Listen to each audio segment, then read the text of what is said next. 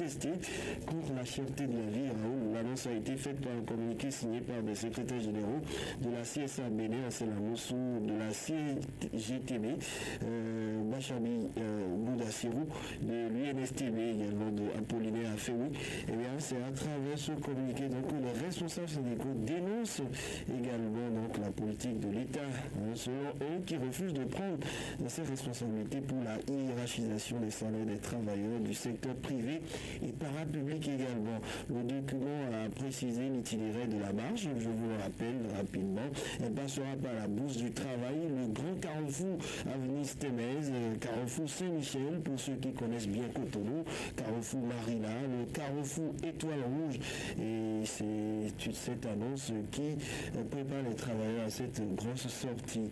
Que pensez-vous de cette initiative des travailleurs qui ont décidé peut-être de dire tout haut ce que tout le monde pense tout bas, la cherté de la vie, tout le monde crie? Oui, tout le monde crie la cherté de la vie et pas moins les travailleurs. Et vous n'êtes pas sans savoir que les travailleurs sont une bonne frange de notre population et ils prennent, c'est vrai, le salaire à la fin du mois, mais attention, mais ils vont sur le même marché. Tout le monde va sur le même marché et aujourd'hui, malgré qu'il y a eu la revalorisation des salaires, c'est difficile pour les femmes d'aller sur ce marché-là. Vous voyez aujourd'hui le prix du maïs, ça a grimpé, le prix du haricot a grimpé, même le prix du gari dernièrement a encore grimpé, c'est passé à 500 francs la mesure, et c'est toujours le même salaire que vous allez acheter tout ça sur le marché, donc c'est compliqué. Donc il était normal que les travailleurs montent au créneau pour attirer l'attention du pouvoir de ce que la vie coûte cher et qu'il faut y faire quelque chose. Et c'est vrai, ce n'est pas que les travailleurs qui sont dans le pays, mais c'est normal que chacun tire le drap de son côté. Les travailleurs des charges. Les travailleurs des charges, et vous n'êtes pas sans savoir que, eh bien, quand tous ceux-là prennent leur salaire, ça a forcément une impact sur le marché. Et donc, s'ils ne le font pas, eh bien, ça ne va pas toucher le chef de l'État, ça ne va pas toucher les membres du gouvernement qui doivent savoir que, attention, les populations sont en train de souffrir et ça va montrer à quel point, justement, ces populations sont en train de souffrir. Et donc, c'est ce que cela traduit. Si ceux-là qui ont un salaire à la fin du mois en viennent à se plaindre à ce point, alors imaginez alors ceux-là qui n'ont pas de salaire. Ça veut dire que ça prouve à suffisance que ça souffre dans le pays. C'est ce que ça veut dire. Jacques-Demy, bonjour. Bonjour. Les travailleurs ont des maux de tête face à ce contexte de la cherté de la vie. Tout coûte cher et une fois encore, ils ont décidé de s'en prendre pacifiquement à l'État. Et ça aura un impact, selon vous? C'est tout le monde qui a étouffé dans le pays. Et c'est Raoul qui décrit parfaitement la situation. Si les salariés, ceux-là qui ont une garantie, ils ont des primes parfois aussi à la fin de chaque mois ou à la fin de chaque trimestre, arrivent à payer jusqu'à ce que ça veut dire que c'est vraiment compliqué. Imaginez pour ceux qui n'ont pas de salaire, ceux qui doivent se dévouer avec de petites activités au quotidien, ça va être plus compliqué.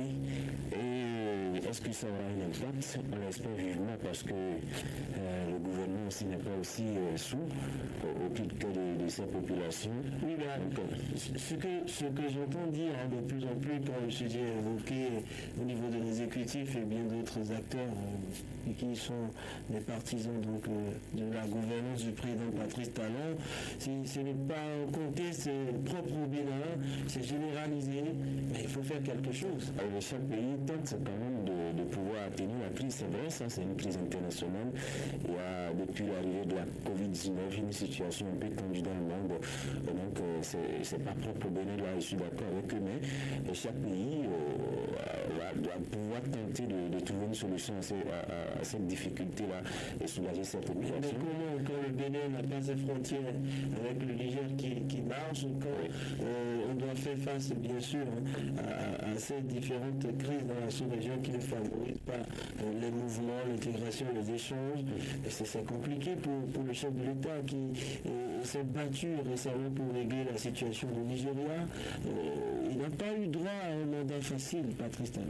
Il faut dire qu'il y a effectivement des chocs exogènes qui ont beaucoup perturbé les deux mandats de Patrice Talon, la fermeture des frontières avec le Nigeria, la Covid-19, la fermeture des frontières avec le Niger, la guerre en Ukraine.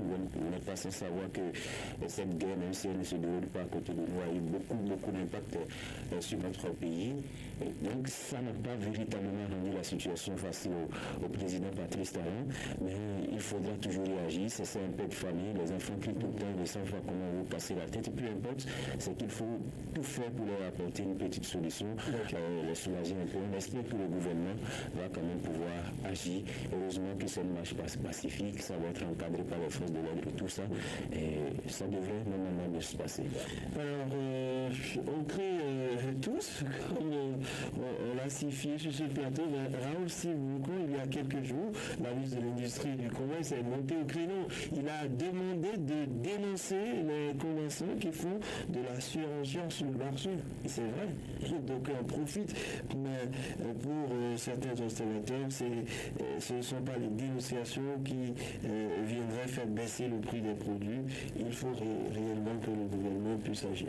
Oui, il faut réellement que le gouvernement puisse agir et les dénonciations ne vont rien changer. Ça, je peux vous le dire, pour le certifier, et je parle des faits. C'est les faits qui parlent ici.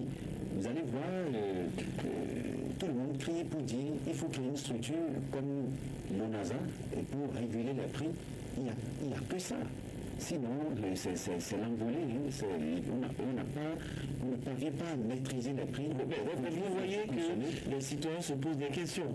Ce matin, un auditeur a dit qu'il s'est réveillé et qu'il tournait dans sa chambre. Il s'est demandé, il disait les paysans, mais je crois que ce n'est pas le mot juste. Il voulait dire que les dirigeants d'aujourd'hui ont plus d'outils pour la gestion, pour la gouvernance. Les dirigeants d'aujourd'hui ont plus de cadres à leur disposition pour mieux gérer le pays, mais c'était pas aussi compliqué que par le passé.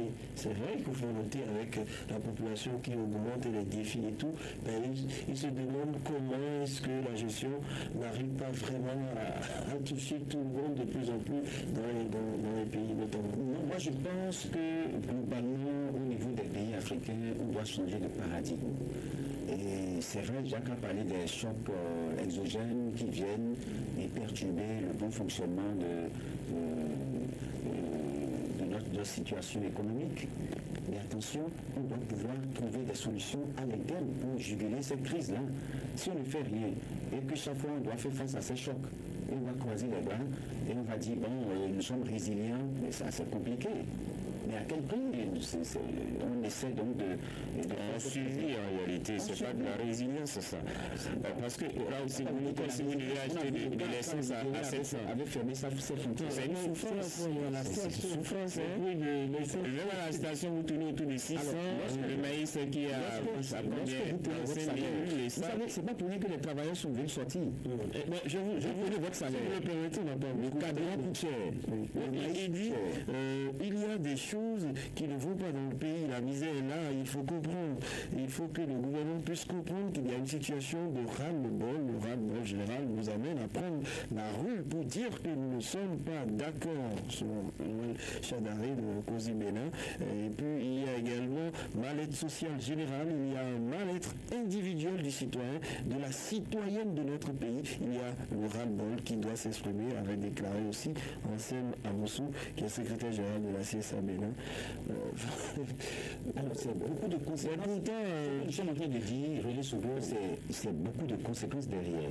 C'est des femmes qui divorcent et c'est la prostitution qui monte en flèche. On a vu le cas récemment à Parakou avec la multiplication des points de plaisir. Mais c'est beaucoup de choses d'implication. Oui, la criminalité également, les cas de vol de motos. Donc c'est beaucoup de choses. Peut-être que le Béninois, le Bénin c'est un peu pacifique. La preuve en est que c'est une marche pacifique. mais c'est très par main. Il faut que les gouvernants puissent réfléchir, puissent se dire attention, à l'intérieur, ça souffre. C'est ce que ça veut dire. On a fait la réaction du gouvernement. Souvenez-vous qui avait fait beaucoup des subventions par le passé. Le chef de l'État qui va essayer de trouver la formule magique pour desserrer les ceintures franco. Merci. Parce qu'aujourd'hui, il faut les serrer. Vous faites quoi avec vos salaires? On a serré pendant 5 ans. Si on a serré pendant 5 ans, c'est l'économie qui dicte la loi. C'est le plus. On va continuer à serrer. Allez, merci à vous, Raoul, Steve Gounouko, merci à vous, Jacques Dégué. Donc, on aura l'occasion d'en reparler. Prenez rendez-vous avec la rédaction, le grand débat, les grandes gueules, tous les samedis, vous le savez, à partir de 10h.